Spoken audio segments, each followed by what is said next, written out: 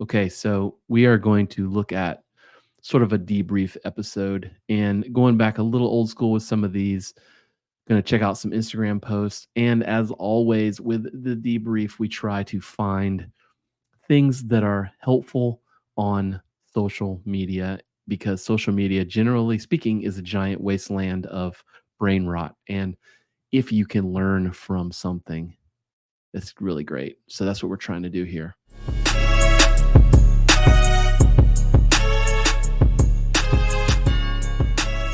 Welcome to the Warrior Mindset Podcast. We're your guide as you make your way through life, getting better 1% every day.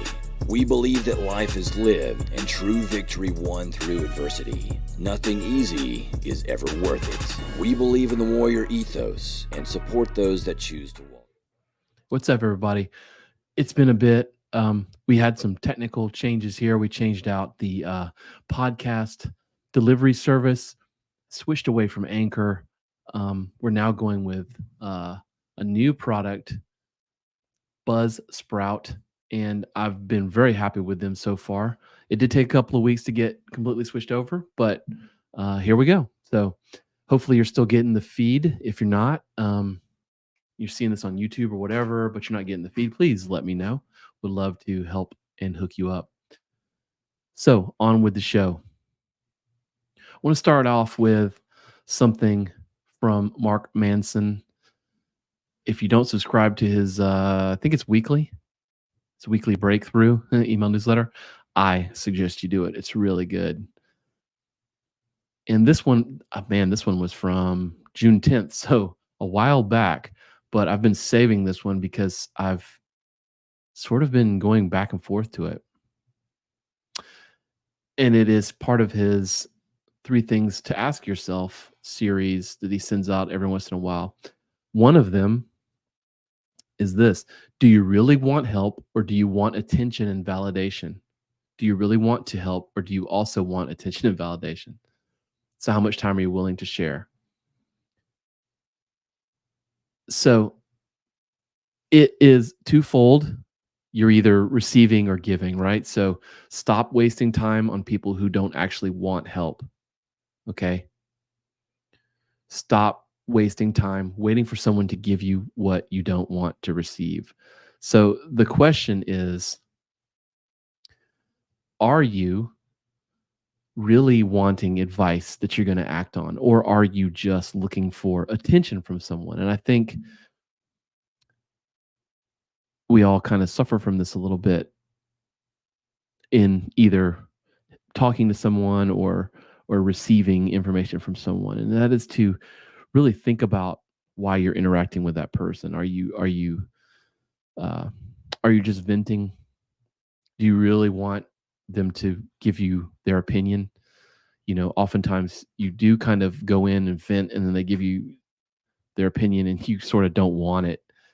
You get a little angsty or whatever with that person, and you know, most of the time people just want to give solutions and they want to be helpful.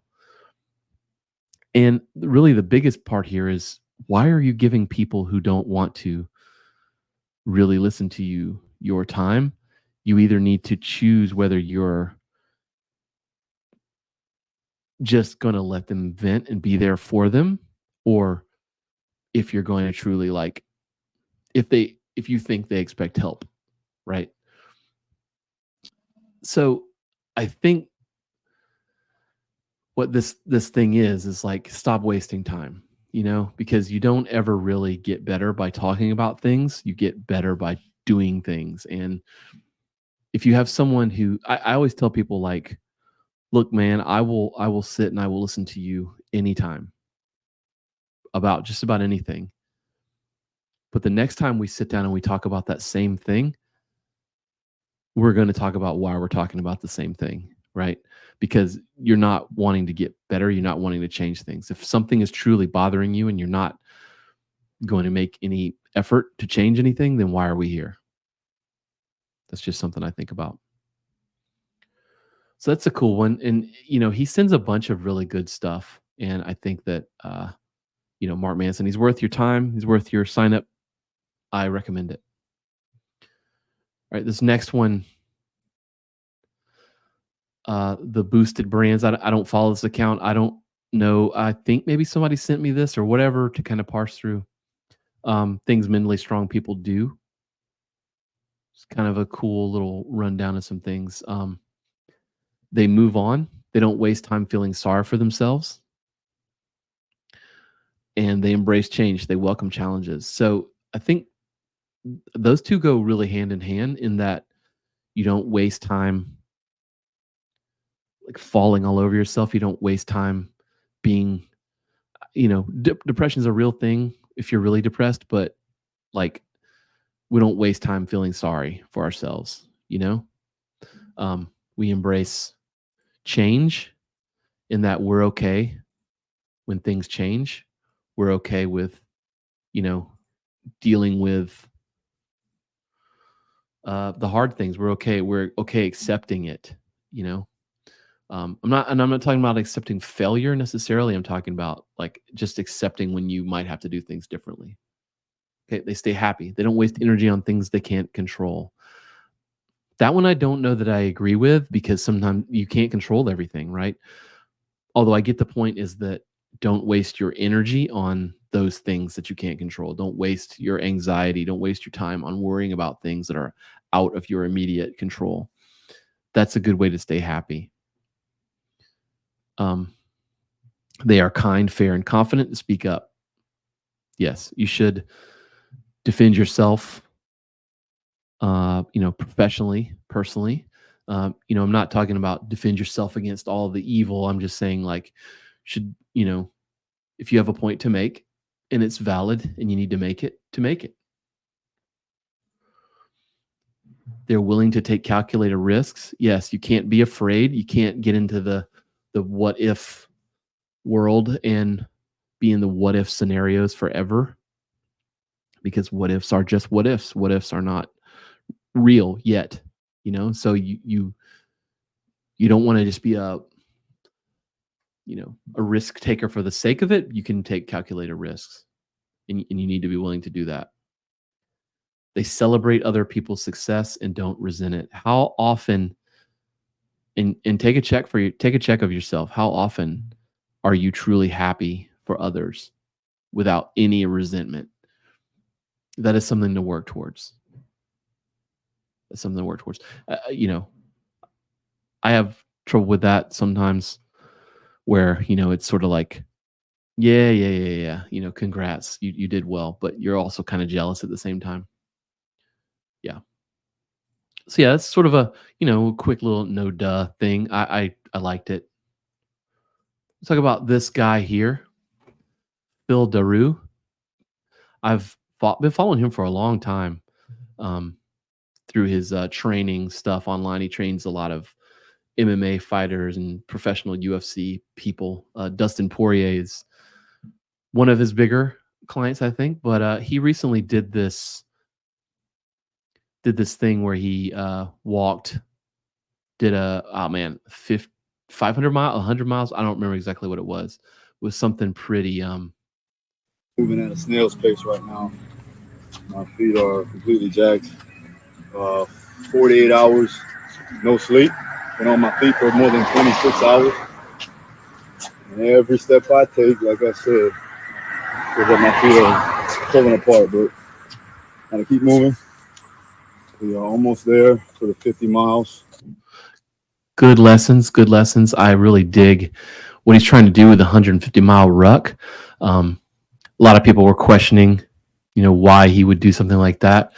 Goes into a lot of the mindset of like David Goggins and stuff like that, trying to show others that things are possible.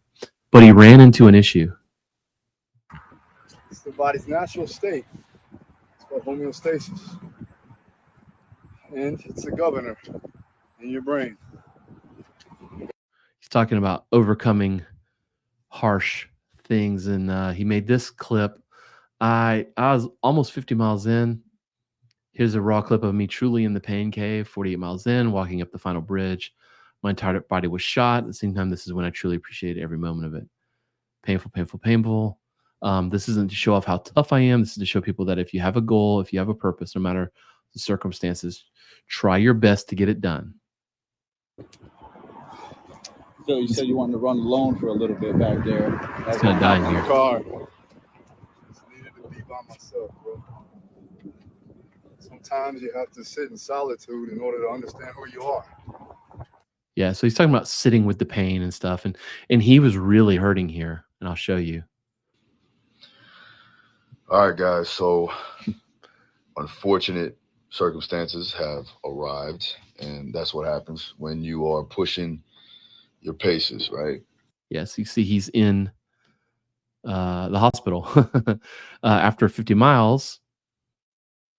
He had really bad issues with his feet. I think his I thought I saw one down there, but his feet began to, callous and bust open and stuff. But he was also admitted he had rhabdo, and rhabdo is pretty bad on repetitive exercise So issues. last night, if you didn't catch the last live I did, if you missed it. So last night, I decided to, you're going to put that on. You want me to go right? Or you want to do left? You'll hold it in the phone. No, Mac over whatever. Yeah, so he's getting worked on there. Well, so here we are. So last night, my team wanted me to go get my feet checked out just to see if we had any issues with some infection. And so went to the ER and checked out the feet. Luckily, there's no real infection at the moment, but they did run some lab tests, and blood work came back that I had rhabdo. So what that basically means is that, well, now if I keep pushing more, that my kidneys are going to be in a point where it could go into failure. So right, so that's what happens. You get rhabdo, and your kidneys can stop. So here he is. All right, guys. So feet running into a really rough patch right now. Feet getting messed up there. This is my.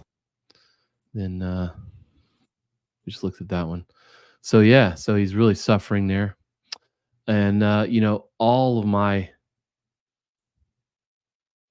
respect to someone who's trying to do something super hard and pushing their limits. And in the case of Phil Daru, he really pushed it to some real life limits that can really get you in trouble. And I've been coaching people for a long time, and I've had a couple of people have issues with rhabdo twice under my watch, and it felt bad when I saw that I'd, as a coach, let them get to that point, or is the way I took it. But you got to listen to your body. It sounds like he did, and he listened to his team, and he was able to save himself. So listen to your coaches, listen to your body, pay attention, and it's very important. So hats off to Phil, and let's go with the next thing.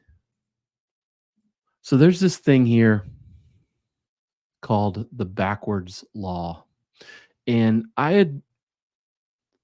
had seen this somewhere else, but I saw this come up the other day in this post, and I thought it was pretty awesome. And then looking at some of the comments too, which we'll get into. But if you're not familiar with the backwards law, or ironic process theory is another thing. It's a psychological concept suggesting that the harder we try to control or avoid certain thoughts, feelings, or situations, the more likely we are to experience them. So the more we try to control things we can't control within reason, the more likely we are to see them. This shows up in other aspects of life and psychology, and is often linked to someone, Alan Watts, although it comes from broader psychological studies and things. Sort of like, have you ever, a common one is like, let's say you just got a new car, and it's like a red car, and then you start to see a lot of other red cars, maybe even a lot of the same car that you just purchased. It's because you're looking for that thing. So they'll say, if you're looking for something negative, chances are you'll find something negative. So if you're looking for things that are positive, you'll find positive things. So from Sal DePaola. I don't follow him. I might, but we'll look deeper. But ever heard of the backwards law? The Navy SEALs teach it in their training, and once you understand it, you will become unstoppable. So relating this to the Navy SEALs. In Navy SEAL training, there's a test called drown proofing. Instructors tie the hands and feet, throw them into a 9-foot pool. You can see the video there. The objective, survive for 5 minutes. Many panic and fail, but those who understand the test secrets pass. The first secret, the more you try to keep your head above water, the more likely you are to sink. With hands and feet tied, it is impossible to stay afloat for 5 minutes. The second secret, the more you panic, the more you burn oxygen. So the more you panic about things, the more you just use up your stores of oxygen. The paradox is brutal. The more you try to live, the less likely you are to survive. And he says the story perfectly illustrates the backwards law when more effort means less reward. In the physical realm, more effort usually leads to better results, but in the mental game, trying harder often leads to worse outcomes. Right. How does this apply to you? The best way to take advantage of the backwards law is to give fewer fucks. For example, some of the best athletes don't care as much when they compete. They worry less about failure and the outcome, allowing them to take risks and play to their potential. So the key takeaway from here, expose yourself to what you're worried about. Do the embarrassing thing on purpose.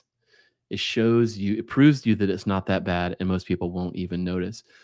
Go after your biggest dreams. Don't worry about what other people might say. Take advantage of the backward law by giving fewer Fs. Boom, that's it. So the harder you try at something, the harder it is to succeed at it, to complete. I'm sure this happened for you. So the deal is once the SEALs, once they're in that pool and they relax or they go with the flow, you'll see some go down and come up and work for 5 minutes. They succeed. The instructors, the cadre, they're not going to let you die, right? They can't let someone die on their watch. So, if you just go to the point of exhaustion or whatever, they're going to pull you out. If you fight and fight and fight and fight, you're going to overexert yourself, right? You need to be smart. You need to be calculated. You need to work in the flow. And I love that concept of being a little zen about how you do these things. The comments are funny.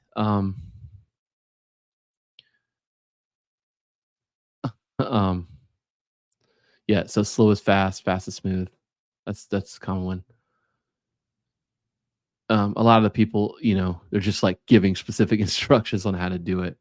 And then, there are people that are like, just swim on your back, just float on your back. Like they're kind of missing the point. And it is kind of funny to me that people take it literally in the comments and stuff, and just, the internet. That's why we're here. The internet is a giant pile of confusion. Not getting fucked by social media. Kids are getting fucked by entitlement and delusion. So this is Gary V. You probably know who he is. Followed him for a long time. I've been a fan of his back when he was doing Wine Library TV. I was at one of his very early presentations he gave, one of the talks he gave in Miami for future web design. If you are in the web design industry and you've been around a long time like I have, you probably remember those FOA and future web apps and stuff like that. I think it was actually future web apps.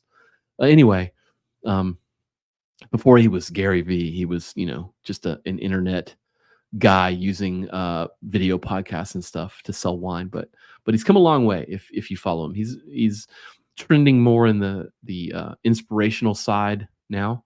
And here he is talking about accountability for kids. Let me give you, for instance, Gary, you don't understand. The reason all these kids are fucked up is all these people are showing planes and these fancy cars, and it fucks them up. I'm like, do you know what MTV Cribs was? Do you know what Lifestyles of the Rich and Famous was in the 80s? The reason everything feels intense now is You have media at your disposal every minute of the day. You used to go to work for 8 hours and not have media. Like, people don't get it. I'm tired of parents telling me, like, Gary, TikTok's fucking up my 14-year-old. I'm like, take it off their phone. My mom wouldn't let me make decisions at fucking 14. What's happened is parents have become delusional in their request to be friends with their kids, and we have no tolerance for inconvenience. There's no fucking. Wow, I let that run because I think about that all the time with my two sons. I mean, they're basically men now, both in college and stuff. But he's so right. We're so worried about what our kids think of us in terms of socially and friends, that we forget to teach and instruct and lead and mold them. We forget to be their parents. It's kind of a problem, and he's right. He's also right about, social media is not necessarily the thing that's messing us up. Like, the messages have always been there. It's just that the amount of it and the ease of access to it is, and you can control that as a parent. You can control that for yourself with a little bit of discipline. You can control the amount and ease. Okay. Like he's saying, the message has always been there, and he's been kind of preaching that for a while, and I agree. Negativity has always been there. Terrible news about politics has always been there, but the ease of access has not, and that is something we can control. And we always talking about control the things you can control. You can't control the world, but you can control that access to the world. And I'm not just talking about for your friends, for your kids. I'm talking about you as well. There's a lot of people saying he's missing on this one. But I disagree. I think that he's right on. And there's just go look at it. I'll put the link in the post here. Go look at it and look at all the responses and come back and tell me what you think too. I would love to hear what you think. It's just a lot of people that are either scared, they're too tired to deal with it, or whatever. They're just making excuses, and we can't let that stand. So let me know what you think. Here's one. I want to show two from Alex Hormozy. Had a discussion with a friend of mine a while back about Alex and the love-hate relationship that I have with him, that I'm sure a lot of people probably share.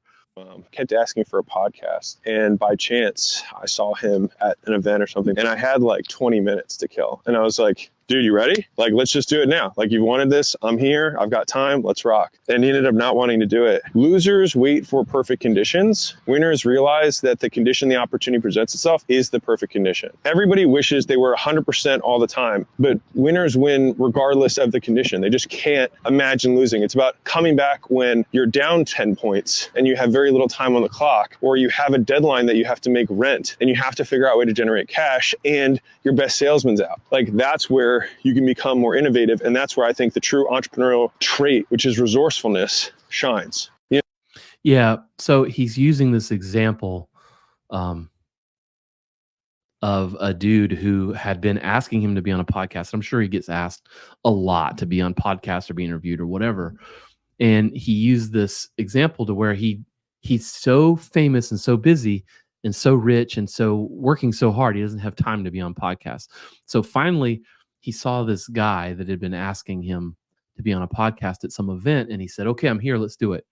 And the guy, I don't know, didn't have his equipment or wasn't prepared or whatever. And so the guy passed on doing the podcast because he knew it wouldn't be that great. Now he's using that in this post. It says, how to stay poor, wait until you're ready. And yeah, so he's right. And also a douche, in my opinion. And so there's a lot of people like supporting him here, and then there's a lot of people pooping on the guy, and there's a lot of people kind of behind the idea. So the message itself, don't wait until you're ready, start, get out there, get going. That's a good message, and it's one that you spend 10 minutes on Instagram, you're going to come across as part of Alex's basic business advice that he pitches out to people all the time on his Instagram stuff. But the thing is, you look at some of the best podcasters in the world, and I know you can't compare, you know, like somebody's little, you know, beginning podcast with like Rogan or whatever, but like, you know, look at like Lex Friedman or Chris Will, like, you know, this guy who was doing this podcast maybe wanted to do it in a certain way. You know, maybe the whole thing that he does is done a certain way. And for you to just be like, well, I'm here, let's go, grab your phone, let's record it. You know, that might not be good enough because there might be a level of quality that needs to be met. There might be, you know, certain aspects. Maybe it's a video podcast. I mean, there's lots of things. And I'm not just making excuses. I'm just saying, like, why use an example to poop on somebody like this, whether it's real or not, for this message? I mean, it's not about starting. The person had already started. You know, he's already doing one. He just wants to talk to you. If you're not busy, you're not busy. You know, I don't know. I just didn't dig that one as much. You know, the base message I think is good, but you know, I don't know. I don't like the delivery. So here's another one from Alex that I do like.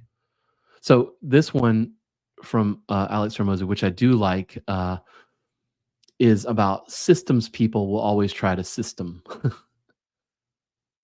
Had an accounting team in one of our companies who said, hey, can we have some software developers write some code to automate this task that we do? It takes us like 4 hours of manual input every week. I was like, wow, that's tough. And so I went to software developers and I said, hey, what would it take to do this? They're like, oh, we can do it in 14 days. It's $5,000 a day, FYI. And so the accounting team was like, great, can you sign off on this? I was like, okay, hold up. 14 days times $5,000, 70 grand. You work for 4 hours a week on this thing. You make $70,000 a year. So 10% of your paycheck gets allocated towards this task. So $7,000. So in order for me to get a return on this 14-day quick automation system, it would take me 10 years. And that's a pretty shitty return. And that assumes that nothing changes over the next 10 years in our business that would cause us to have to update this thing, break fix because we switch systems. And I think you can get where I'm going with this. Of course, it made no sense. But the quote, systems people will systematize without considering the long-term consequences of why they're even doing it to begin with. They just get OCD about shit and they just want to system everything. But all they do is slow people down. So yeah, again, with my love-hate relationship with him, sometimes he has some real bangers, and sometimes, you know, they're like the last one where it's like, bro, what? So this one, I've encountered this myself with people I work with over the years, and I'm going to sound a little arrogant here, but I've been in business for myself for 25 plus years, and I've worked with a number of people in different positions, and often the ones that are technically business educated in a university setting, you know, who have studied it and not necessarily lived it, will always want to systematize. And then also any sort of business thing that you attend or books you read or whatever, they're going to talk about build systems. There's a couple of great gym resources, which Alex Ramosi comes from, the gym business side of things, but there's a couple out there who they're always talking about build systems, and systems are good. You need a playbook on how things are done, but he's right. Business people will preach systems without thinking about why they're systeming. His example of long-term consequences doesn't make sense. And, you know, a lot of times I'll see this in a lot of the development world too, like software development, where people want to sort of over-engineer things. I think as humans, we tend to want to over-engineer things instead of just doing the thing, maybe as quickly as possible or as cheaply as possible, or as, you know, we want, instead of just fine tuning something, we want to like take the time and make all these systems and things. And you got to realize that doing that thing also takes the time, right? So in his example, if doing the thing takes less time than making the system and then doing the thing, then what's the point? Like you're missing the point. You're missing the point of why we're here. And I think that we just really need to, not just in business, but in life too, just, you know, constantly evaluate why we're here. Why are we doing the thing that we're doing? You know, it is helpful to think about how and why we're doing the thing we're doing, but look at the why first, even the who. That's important too. So yeah, so Alex, you got one banger and you got one meh from me today. So that's kind of where he's at whenever I look at all of his stuff. And I don't know if you've and I do follow him, been following for a while. I don't know if you look at his stuff, but he's got a ton of business content, and people either, I'm going to say, love him or hate him, but a lot of people are just kind of lukewarm on him, and there's a lot of reasons there. We could do a whole episode on this person, but let's just so my wife is actually the one that sent me this. She didn't send me this. She was just asking if I'd seen something about it, and I had seen a little bit about it, but this article I thought was pretty interesting in terms of like this nice Idris Elba on the front. And I love Mr. Elba, but so why men are raw dogging flights.